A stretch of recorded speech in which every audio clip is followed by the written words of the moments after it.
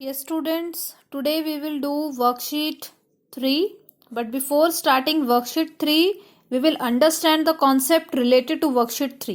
ठीक है, जो वर्कशीट 3 है वो आपकी बुक में ही होगी. ठीक है, तो इसको समझ लीजिए कि इसमें हमने करना क्या है. सबसे पहले बेटे हम बात करेंगे इवन नंबर की और उसके बाद ऑड नंबर्स की. क्लियर? हमें इवन नंबर और ऑड नंबर पता होने चाहिए. Now what are even number and what are odd number? If I write counting here 1, 2, 3, 4, 5, 6, 7, 8, 9, 10, 11, 12 and so on, ये चलता जाएगा. तो यहाँ पे जो मेरे पास 1 को छोड़ के अगला नंबर है 2. ठीक है, अगर मैं बात करती हूँ 2 की. इवन का मतलब क्या होता है बेटा? पेयर. पेयर मीन्स जोड़ा. जैसे कि शूज जो है वो क्या है? अ पेयर ऑफ शू. यानी कि जो शूज हैं आपके, जो जूते हैं, वो कभी एक आप डालोगे, कभी भी एक नहीं डालोगे, दोनों डालोगे एक साथ, तो वो क्या है? पेयर में है. इसी तरह से बेटे अगर सीजर की बात करूं तो क्या एक सीजर से, यानी कि अगर एक ही हमारे पास स्ट्रिप हो कटिंग करने वाली, तो क्या सीजर काम करेगी? दोनों स्ट्रिप्स होनी जरूरी है, तभी सीजर से हम कुछ कटिंग कर सकते हैं. दैट मीन्स इवन की अगर मैं बात करूं, इवन का मतलब होता है बेटे पेयर, जोड़ा. तो यहां पे 2 रिप्रेजेंट करता है पेयर को. सो 2 is what? 2 is even number. Clear? और इसी तरह से जहां पे भी पेयर बनते हैं, जैसे कि अब ये 4 है, ये भी पेयर ही तो है. 1 + 1 + 1 + 1, एक पेयर ये हो गया, एक पेयर ये हो गया, है ना? तो कुछ भी एक्स्ट्रा नहीं आ रहा है. अगर होता 5 तो ये पेयर नहीं है, यानी जो नंबर जोड़े में है उसको हम क्या कहेंगे? Even number. तो 4 इज इवन नंबर. इसी तरह से 6, 8, 10, 12 और एक नंबर छोड़ के इस तरह से 14, 16, ये सभी के सभी नंबर्स क्या हैं? इवन नंबर्स हैं. Clear? If I talk about the odd number, तो ओड का मतलब ये होता है बेटे जो पेयर में नहीं होते. जैसे कि एक है, ये अकेला है, सिंगल है. ठीक है, तो इसका कोई भी पेयर नहीं है, जोड़ा नहीं है, ये अकेला है. So this is odd.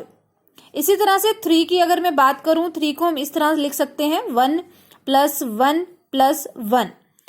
एक तो पेयर हमारे पास ये है, लेकिन ये वाला 1 तो अकेला रह गया ना, इसके साथ तो कोई है नहीं पेयर बनाने को. That means this is odd number. इसका कोई पेयर नहीं है, ये ओड है. 5, 7, 9, 11 ये क्या है? ओड नंबर है. ठीक है, तो हम ये भी कह सकते हैं जो 2 के टेबल पे डिविजिबल हो उसको कहा जाता है इवन नंबर. ठीक है, the number which is divisible by 2 is called even number. जो 2 के टेबल पे डिविजिबल हो, जो 2 के टेबल पे डिवाइड हो जाए, उसको कहा जाता है इवन नंबर. और इन सब नंबर को छोड़ के, जो 2 के टेबल पे डिविजिबल हो गए उनको छोड़ दो, जो रिमेनिंग बच गए हैं वो सब कहाँ किस कैटेगरी में आएंगे?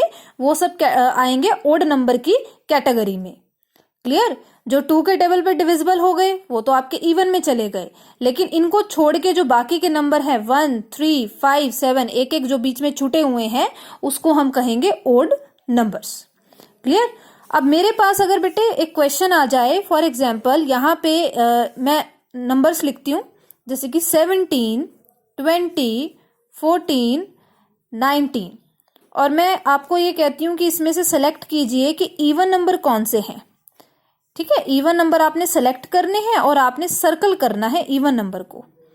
इवन नंबर को सर्कल कैसे करेंगे? अब आपको पता है बेटे कि जो इवन नंबर है वो पेयर में आता है ना? पेयर में आता है. तो ये 7 जो है लास्ट नंबर देखेंगे, ये तो पेयर में है ही नहीं, तो इसको हम सर्कल नहीं करेंगे. लास्ट में 0 है, तो 0 वाला बेटा इवन नंबर की कैटेगरी में आता है.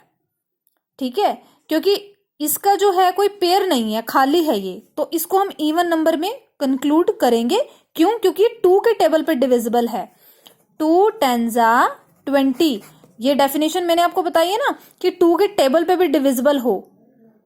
क्लियर? और ये पेयर में भी है. अगर इसके हम पेयर बना दें तो इसके जो पेयर बनेंगे, कुछ भी एक्स्ट्रा नंबर नहीं बचेगा. जैसे अगर 21 है तो 21 के पेयर नहीं होंगे, 1 आपका एक्स्ट्रा बचेगा. इसमें कुछ भी एक्स्ट्रा नहीं बच रहा, यानी इसका पेयर बन रहा है, तो ये क्या है बेटे, इवन नंबर। इसी तरह से 14 भी इवन है क्योंकि लास्ट में 4 आ रहा है। आपने लास्ट का भी चेक करना है, ठीक है, और पूरा नंबर भी देखिए क्या है, 2 के टेबल पे डिविजिबल है, 2 से डिवाइड करके देखिए आप। क्लियर। तो अब 19 है, लास्ट में 9 आ रहा है, तो ये तो आपका ऑड है, तो मेरे पास यहाँ पे 2 नंबर्स ऐसे हैं जो इवन है। तो इसी तरह के कुछ क्वेश्चंस होंगे बेटे वर्कशीट में, जो आपको कहा जाएगा कि इवन नंबर सर्कल कीजिए या ऑड नंबर सर्कल कीजिए। So now let's do worksheet 3।